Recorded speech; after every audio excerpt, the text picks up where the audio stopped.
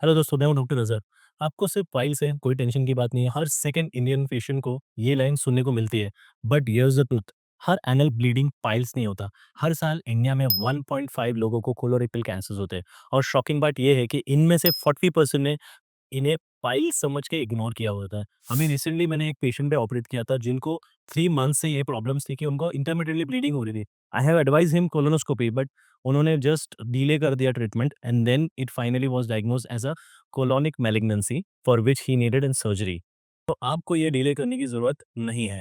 कोई भी ब्लीडिंग जो एनएस से होती है उसको बहुत इंपॉर्टेंस देना ज़रूरी है। आपको सही डॉक्टर की सलाह लेना ज़रूरी है एंड आपको सर्जन को दिखाना ज़रूरी है। एंड मोस्ट इम्पोर्टेंट उसका एग्जामिनेशन करना उससे भी ज़्यादा ज़रूरी है। एक और केस स्टडी हम लोग यहाँ पे देखेंगे जहाँ पे एक 30 year old gym going boy he presented to me with bleeding piles and examination करने के बाद मैंने देखा and I have advise him for further test but he refuse and after 6 month he came back with a rectal cancer. So दोस्तों, बहुत important है कि कोई भी ब्लीडिंग को हमें इग्नोर करने की जरूरत नहीं है। एनल ब्लीडिंग को we have to take care and we have to go and see the doctor and get ourself examined. Anal bleeding का रीजन मोर देन 15 कंडीशन की वजह से हो सकता है। पाइल्स उसमें से सिर्फ एक है। हालांकि पाइल बहुत कॉमन चीज है बट इसका मतलब ये नहीं कि हर anal bleeding will be piles only. चलिए देखते हैं actually what is the problem. What are piles? तो पाइल्स एनल कैनल के अराउंड में स्मॉलर ब्लड वेसल्स रहते हैं। तो जब भी आप हार्शल पास करते हो या फिर एक्सेसिव स्ट्रेनिंग करते हो या फिर आप बहुत ज़्यादा देर तक वॉशरूम्स में बैठे रहते हो, उस टाइम पे प्रेशर ज़्यादा बढ़ जाता है and at the most of the time at the end of the stools, at the end of the process आपको थोड़ी ब्लीडिंग होती है and that is from piles. इसमें और सिम्टम्स क्या हो सकते हैं? कॉन्स्टिपेशन, इचिंग हो सकता है, फ्रेश ब्लड दिखना मोस्ट इंपॉर्टेंट चीज़ है। There will be no weight loss, there will be no change in the diet, there will be no fatigue generally. और बहुत कॉमनली ये 20 टू 50 के एज ग्रुप में ज़्यादा करके दिखता है। बट चलिए देखते हैं अभी what is the second important and very जिसके ऊपर बहुत ज़्यादा ध्यान देना चाहिए, ऐसा कॉज क्या है? Colorectal cancers, specially left sided colonic malignancies में। अगर कैंसर्स है तो पेनलेस ब्लीडिंग होती है बट उसके साथ साथ और भी चीज़ें होती है जो बहुत इंपॉर्टेंट है। जैसे कि आपके चेंज इन वो बाउल हैबिट्स होगी। मतलब पहले अगर आप रोज़ एक बार मोशन के लिए जाते हो, अब आप 2 टाइम्स या 3 टाइम्स जा सकते हो। सेंस ऑफ इनकम्प्लीट इवैल्यूएशन, कभी-कभी ऐसा फील होगा कि आफ्टर पासिंग मोशन आल्सो आपको you are not completely clear. Then there will be weight loss, fatigue. कभी-कभी ऐसा होगा कि you will just pass sticky mucus and your intention और फूड की जो एपेटाइट है वो भी आपकी रिड्यूस हो सकती है। जी, मैंने पहले वीडियो में हमने देखा था कि कोलोरेक्टल कैंसर्स अभी यंग एडल्ट्स में ज़्यादा बढ़ गया है, तो we have to be very vigilant.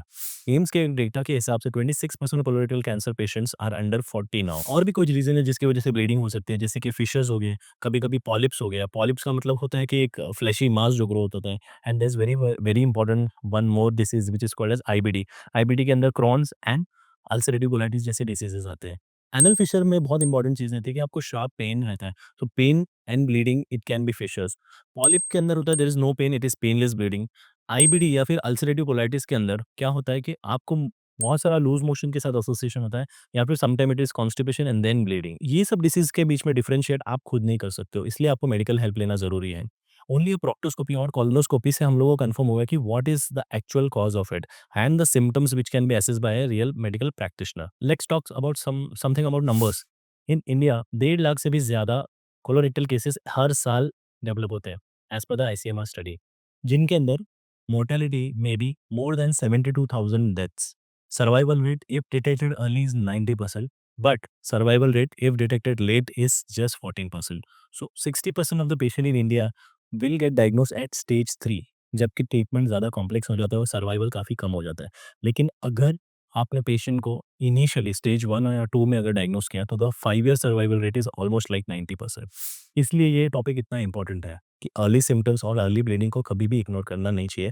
और पाइल्स मान के तो कभी भी हमें उसको जस्ट मेडिकेट या कंजर्वेटिवली ट्रीट नहीं करना चाहिए। You have to get it sorted and get it treated on time. एक पैराडॉक्सिकल बात यह है कि पेन नहीं है।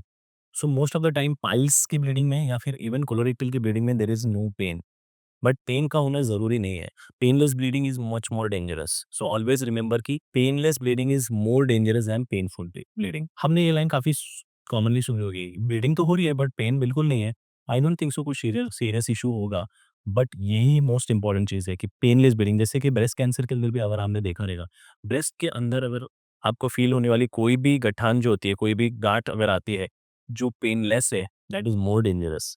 सो pain is not always the signal. Sometimes the signal can be something else, like bleeding which is painless like there is a lump in the breast. So इसको जल्दी से जल्दी सॉर्ट करना ज़रूरी है। कोलोरेक्टल कैंसर अब सिर्फ़ ज़्यादा उम्र के लोगों को नहीं हो रहा है, बल्कि रीसेंट स्टडीज़ के हिसाब से कोलोरेक्टल कैंसर का इंसिडेंट यंग लोगों में बहुत ज़्यादा ज़्यादा हो गया है, जैसे कि हमने हमारे प्रीवियस वीडियो में देखा गया है। सिंस 1995 एक हार्वर्ड की स्टडी के हिसाब से colorectal cancer in the age group of 20 to 39 has increase up to 60%। इसका रीज़न क्या है? Ultra processed food, red meat, sedentary lifestyle, gut inflammation, changes in the gut microbiome, so on and so forth. Global trends India के अंदर भी इसको reflect करते हैं और इंडिया के अंदर भी यंग लोगों के अंदर जो कैंसर होना है ये बढ़ चुका है। सब सिम्टम्स का एक जैसा ट्रीटमेंट नहीं होता। पाइल्स हो या कैंसर हो, ब्लीडिंग एक सिम्टम है जिसका 2 अलग-अलग ट्रीटमेंट हो सकता है। टोटली अलग डिफरेंट ट्रीटमेंट हो सकता है। पाइल्स के अंदर हम लोग lifestyle modifications, medicines and minor laser associated surgeries कर सकते हैं। फिशर में topical medication, dietary correction and अगर वो ठीक नहीं हो रहा है then we can go for some surgeries. Polyp में we can do colonoscopically polypectomies. But in cancer, there is surgery, chemotherapy, radiation, etc., etc. So depending on the right diagnosis, the treatment can be different. So आपको हमेशा अपने आप को ये बात पूछनी ज़रूरी है कि if there is any bleeding or if there is any symptom like that, first step is to go and see your doctor. So next time अगर आपको कोई फैमिली मेंबर, कोई दोस्त, कोई रिलेटिव या फिर वो कलीग अगर ये बोलता है कि जस्ट पाइन से और ब्लीडिंग है, प्लीज़ उससे कहिए कि go and get yourself check properly. कब से ये ब्लीडिंग हो रही है? क्या आपने कोलोनोस्कोपी कराई है? क्या आपका वेट लॉस हो रहा है? क्या आपको खाना खाने में कोई दिक्कत आ रही है? अगर ये सब चीज़ें होगी तो please refer him to some surgeon. The difference between life saving early diagnosis and delayed disaster is just one simple question. Share this before it's too late. अगर आपको ये वीडियो अच्छा लग रहा है तो आप अपने फैमिली फ्रेंड्स के साथ शेयर कीजिए and ask them not to ignore the symptoms. बहुत सारे लोग फाइंस को भी इग्नोर कर देते हैं and it becomes very big, then उसका प्रॉब्लम काफ़ी दिनों तक होता है। मैंने आपके लिए इस वीडियो के नीचे एक 1 पेज का सेल्फ चेक टूल दिया हुआ है PDF. You can download it and just see whether it is piles और it is something else. Symptoms के साथ एडजस्ट मत करो, अवेयरनेस से ज़िंदगी बदलती है and on bare vitals we are here to make more and more health related awareness. Thank you so much.